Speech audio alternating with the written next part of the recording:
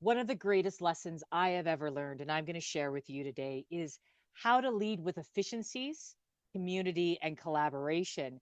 Now, this is about how do you have a productive week and how do you track your week in a way that makes sense.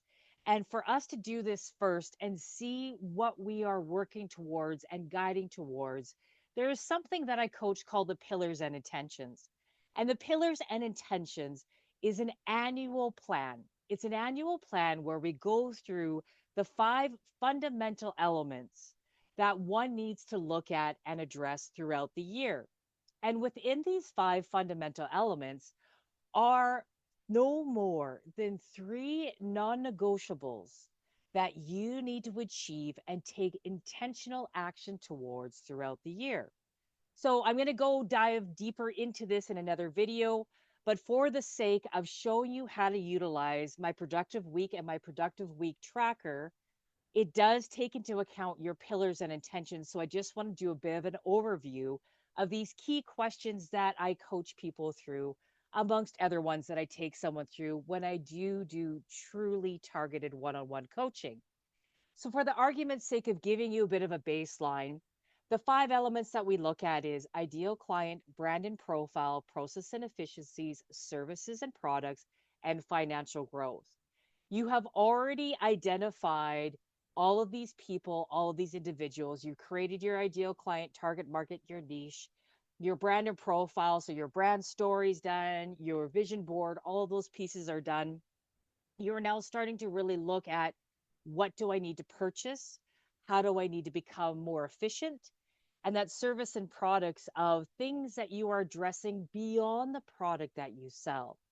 So, going back to that first part and us working on these things that you are going to work towards and note on your productive week document and your productive week tracker is those parts that you are going to figure out what you need to do and move with action backed by intention. So, giving yourself these prompt questions of how are you creating customer retention? What are the elements of your unique experience? What initiatives will you focus on to create, grow, and retain your ideal client outside of business as usual? So, this is now taken in consideration that you have identified your niche. You know who your target client is. So, now this is what you need to do. The actions that you are thinking of, no more than three, that you are going to work towards with intention throughout the year. So, for example, how are you creating customer retention?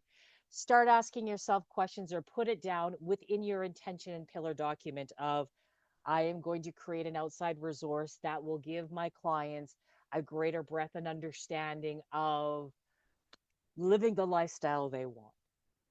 So these are just pieces that are simple, pure, and intentional. So your brand and profile, again, these are no more than three actionables that you are going to achieve throughout the year to actually answer and address these thoughtful questions that are really inspiring you to those intentions you're going to go out throughout the year. The same thing happens with process and efficiencies, service and products. So all of this information is here. And in the notes section or in the description below is my contact information. And if you want me to take you through a further deep dive into what this is or to be coached by this, just let me know and I'm happy to work on it with you. So, looking at this document called the Productive Week, those that I coach in the tapping group, those that I coach on one through your approach coaching method, these are tools and questions and parts that we utilize to help us stay on track and to help us stay focused. We are in absolute information overload between the next AI or automation or tool or trick or gadget or personal development days. There's so much coming at us. So when we truly understand, again, those outline pillars and intentions, we've gone through that exercise of our unique value proposition, we've done those pieces. Now we really need to dial in.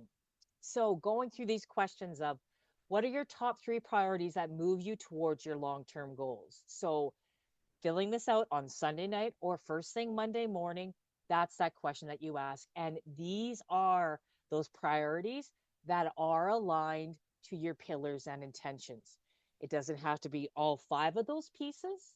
However, it needs to address something within what you have documented within your annual intentions, okay?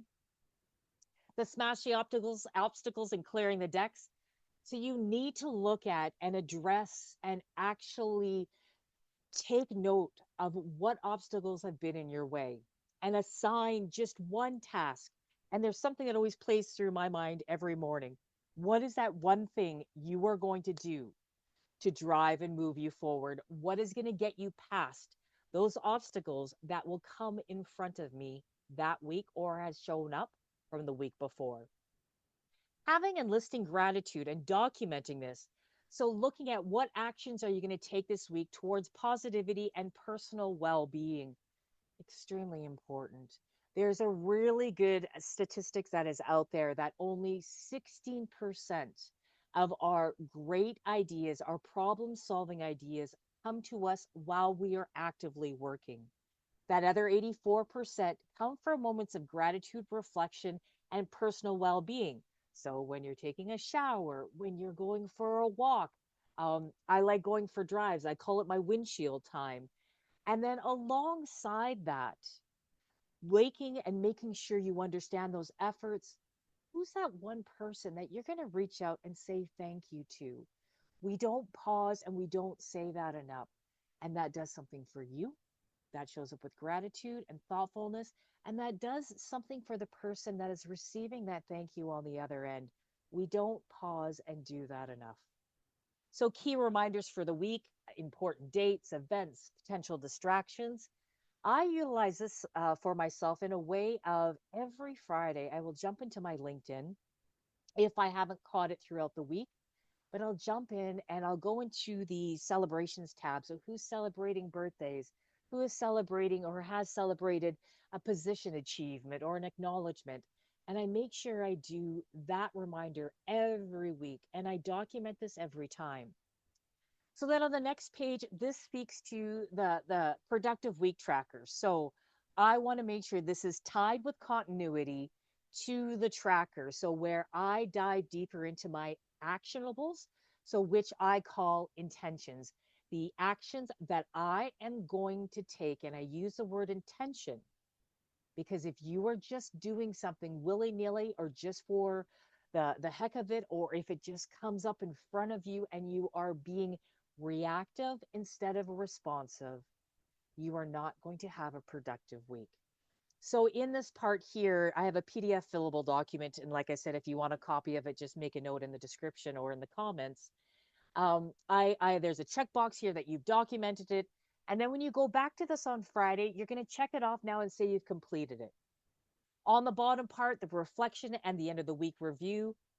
This is so important. And I have a saying of each week you're going to win, lose, or you're going to grow.